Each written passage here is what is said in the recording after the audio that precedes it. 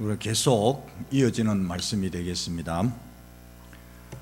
빼앗긴 왕좌를 찾으려는 다윗의 군사들과 아버지의 왕좌를 빼앗은 압살롬의 군사가 이제 싸우게 되었습니다.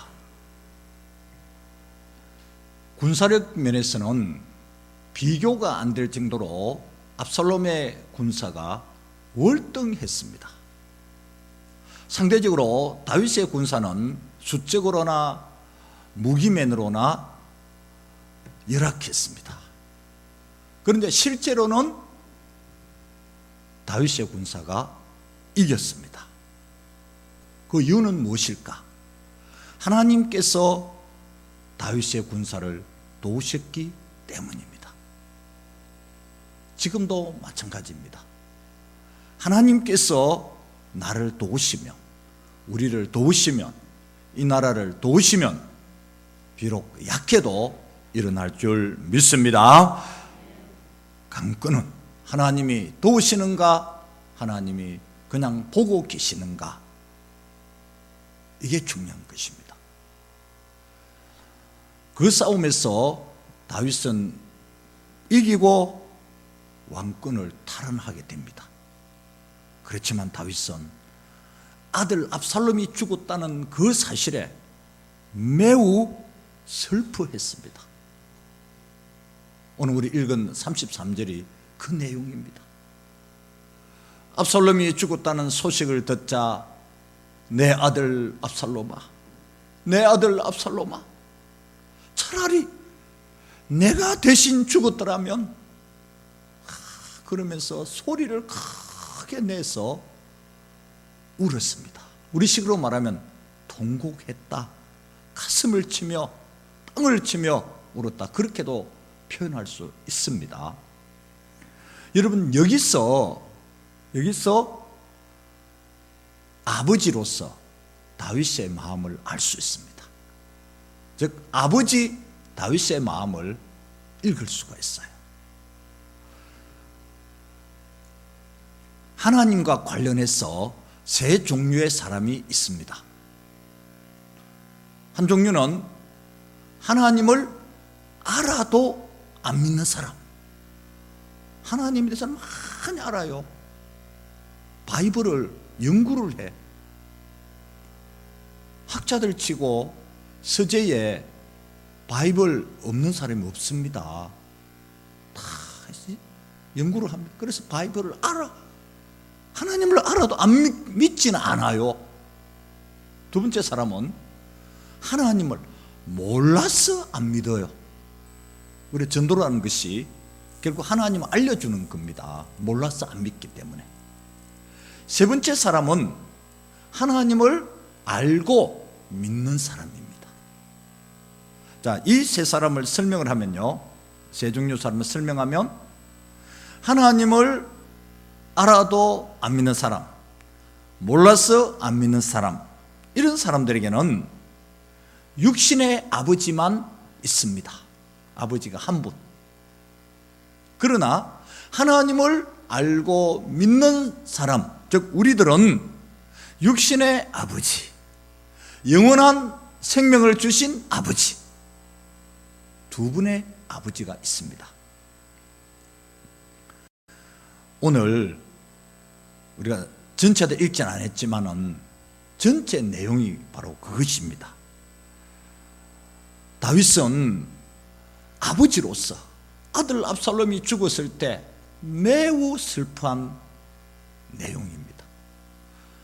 여기서 다윗의 마음, 그 다음에 오늘날 아버지인 우리의 마음, 또 하나님의 마음, 이 세 가지를 오늘 간단하게 여러분에게 말씀을 전해드릴 것입니다.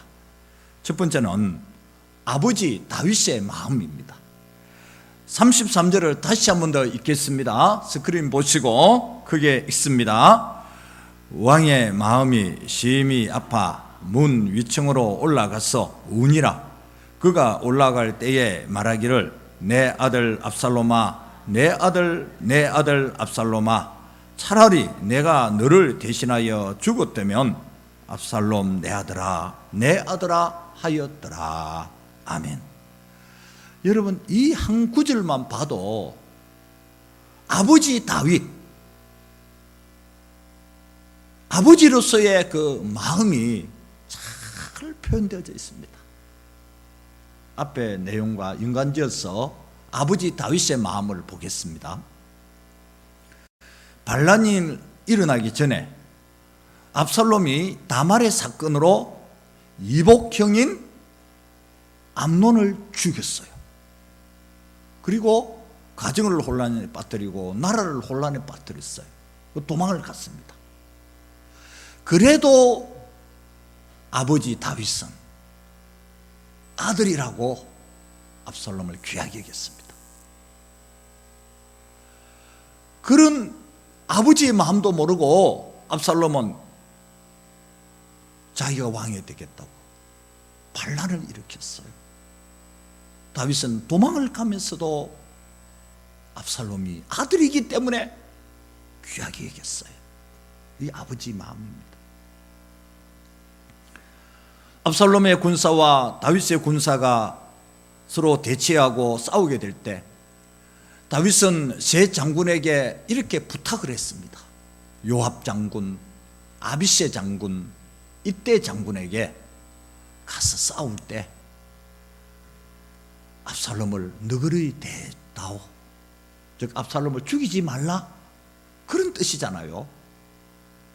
보통 같으면 당장 쳐 죽이라 하겠죠. 반란을 일으키고 왕자리에서 쫓아내고 아버지를 죽이겠다 하는 그런 아들인데도 다윗은 너그러이 좀 대라, 죽이지 말라, 이렇게 부탁까지 했어요. 그리고 다윗은 이 싸움의 결과보다도 압살롬이 죽었나 살았나 더 관심을 두었어요. 전쟁에서 이기나 지냐가 아니라 압살롬이 죽었나 살았나, 그걸 집중적으로 묻고 있어요. 이게 아버지 다윗의 마음입니다. 그리고는 압살롬이 죽었다는 소식을 듣게 되자 우리 33절 말씀대로 내 아들 압살롬아, 내 아들 압살롬아, 내가 대신 죽었더라면 좋았을 것을, 그러면서 슬퍼하며 통곡을 했습니다. 이게 아버지 마음입니다. 왕인 다윗이 이렇게 아들의 죽음에 슬퍼하니까 전쟁에서 이긴 다윗의 휘하 군사들이 있죠. 이 백성들은 이겼다고 기뻐할 수가 없어. 왕이 저렇게 슬피 울고 있으니까 다윗의 군사들도 승리를 기뻐하지 않고 오히려 패잔병처럼 소상집처럼 고개를 푹 숙이고 힘없이 다 집으로 돌아갔습니다. 온 나라가 그렇게 되어졌습니다. 이 다윗의 마음, 즉 아버지의 마음입니다. 19장에 가보면 이런 다윗의 모습을 보고 요압 장군이 가서 이제 그만 우세요, 그만 우세요, 이렇게 슬피 울고 있으면 나라가 어찌 됩니까? 이제는 그만 우세요, 이렇게 건의하기도 했습니다. 자, 여러분, 아버지 다윗의 마음을 우리가 읽어야 됩니다. 비록 반란을 일으킨 아들이지만, 자기를 죽이겠다고 하는 아들이지만, 세상에 이런 일 있을 수 없는 일을 한 아들이지만 그래도 내 아들이라 아버지로서 참 슬퍼했습니다. 다윗이 여기 슬퍼한 내용을 잠시 우리가 짐작을 해보면요, 그동안에 압살롬에게 더 관심을 주고 더 사랑을 주고 더 보살피지 못한 것이 후회스러웠어요. 아들 교육을 내가 제대로 못 시켰구나. 그래서 후회의 눈물이기도 합니다. 부모보다 자식이 먼저 죽으면 그 슬픈 일이죠. 사고로 병으로 죽어도 슬픈 일이죠. 그런데 압살롬은 반란의 수괴로, 그것도 아버지를 죽이겠다는 페루나로 젊은 시절에 자식도 없이 죽었으니 이 얼마나 불명예스럽습니까?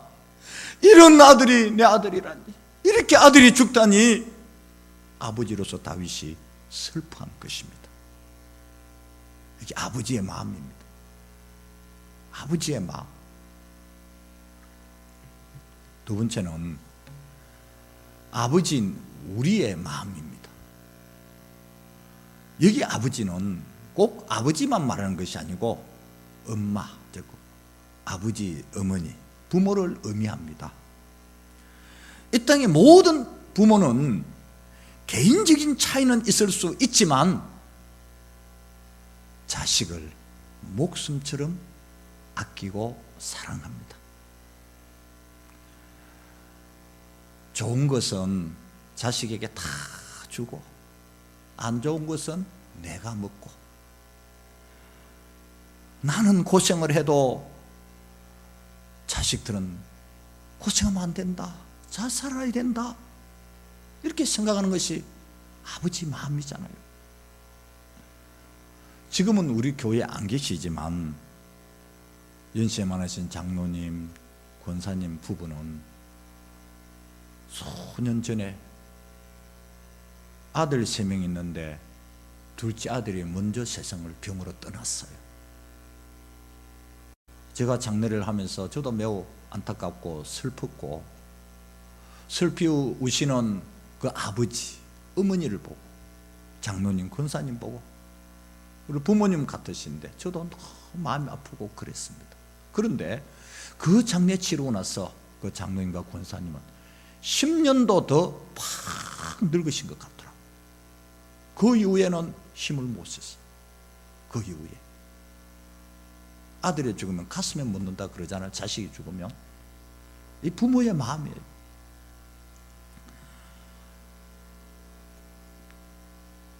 부모가 아프면 자식들은 잠시 들여다보고 잡니다. 자식이 아프면 부모는 밤잠을 못 자. 자식들은 여유가 있으면 부모에게 좀 드리려고 합니다. 부모는 덜 쓰고 아끼고 아껴서 자식에게 다 주려고 합니다.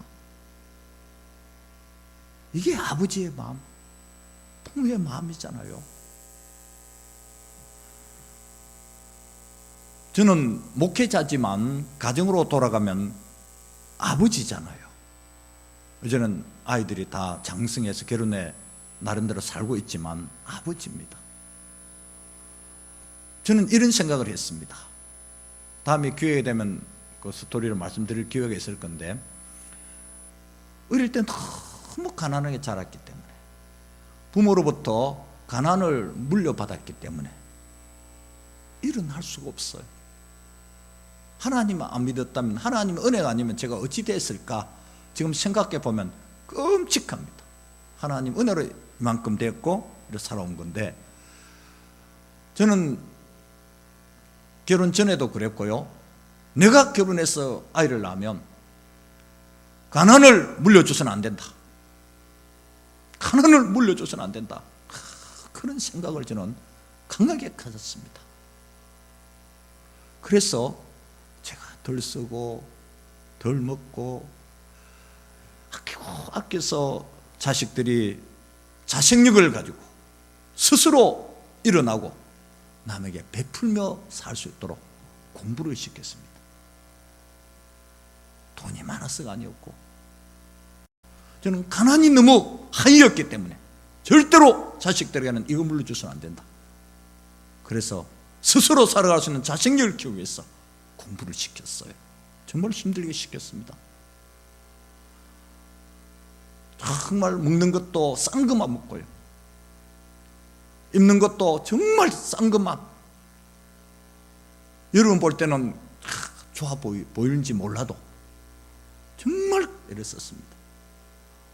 솔직하게 고백하면 저는 지금까지 백화점에서 양말 하나 산 적이 없습니다. 백화점에 갈 그런 여유가 없기 때문에 아이들 공부를 시켜야 되기 때문에 정말 그랬습니다. 지금은 아이들이 자기 나름대로 일어나서 살고 있으니까 지금 와서는 뿌듯하고 좋아요. 저만 그럴까요? 이 자리에 계시는 부모님들이 다 그렇습니다. 이게 아버지의 마음, 부모님의 마음이잖아요. 우리 흔히 그럽니다. 결혼 전에는 몰랐는데 결혼해서 자식 낳아 보니까 우리 아버지 어머니 마음을 이해하겠다. 다 그런 이야기 한단 말이죠. 부모님 계시는 분들 부모님 마음을 좀 더 알아주시면 좋겠습니다.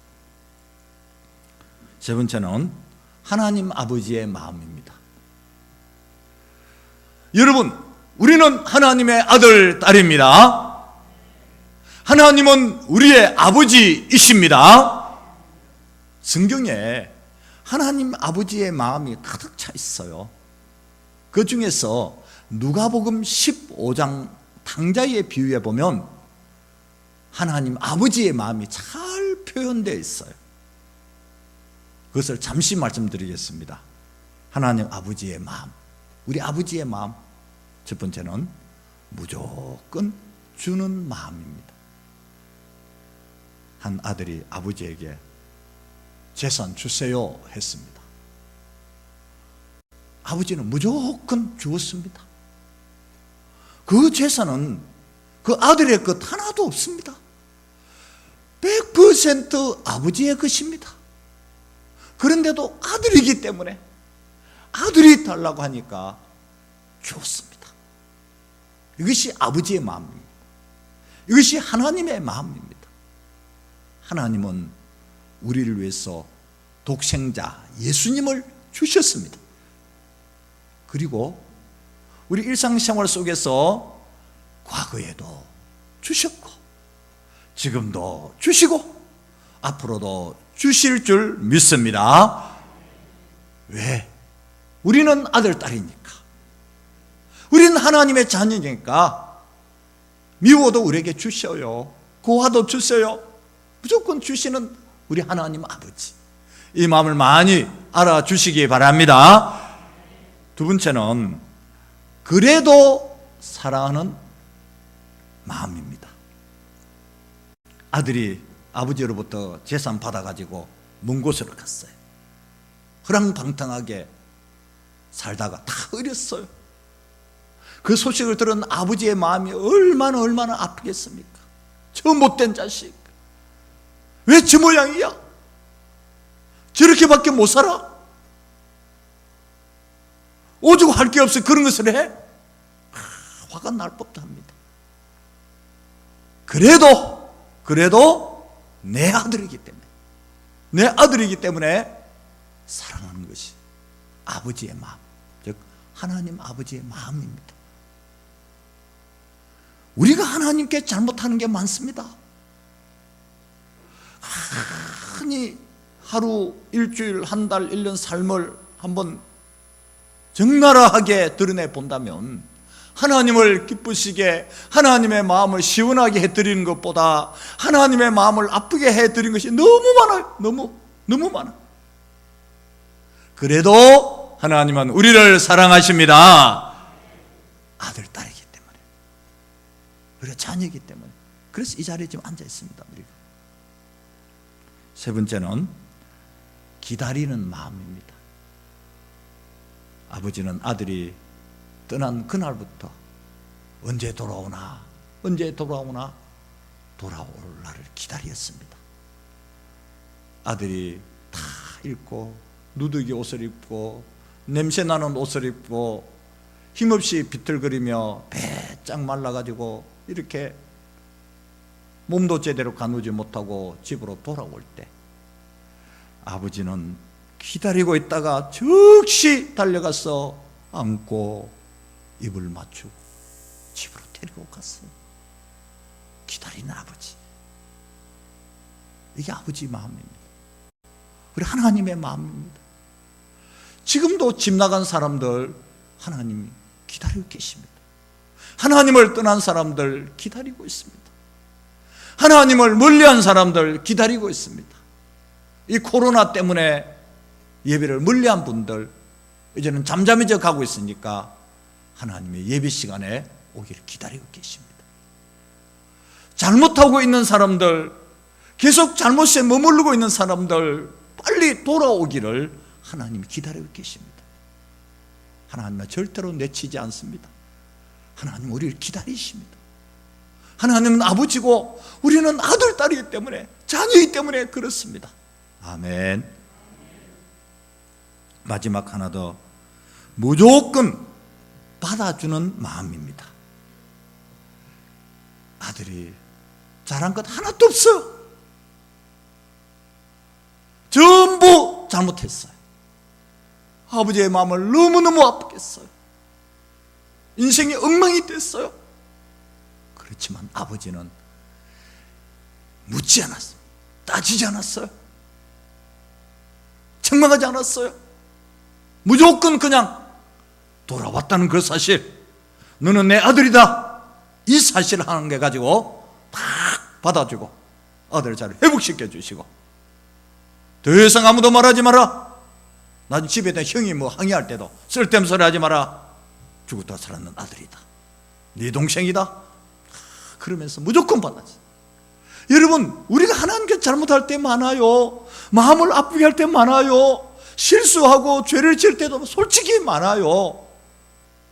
그래도 하나님은 우리가 자녀라는 그 사실 하나만 가지고 우리를 무조건 받아주시는 줄 믿습니다.